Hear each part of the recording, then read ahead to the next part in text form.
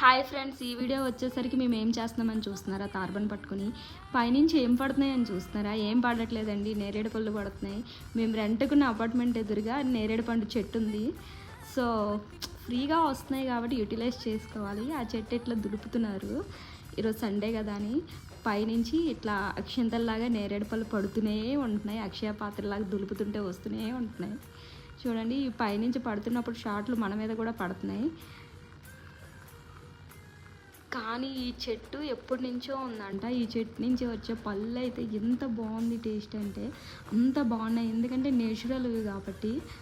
So చూడండి, నేను క్లియర్గా చూపిస్తాను ఎంత పెద్దగా ఉన్నాయి. చూడండి, ఇట్లా టేస్ట్ అయితే మాత్రం చాలా బాగుంది.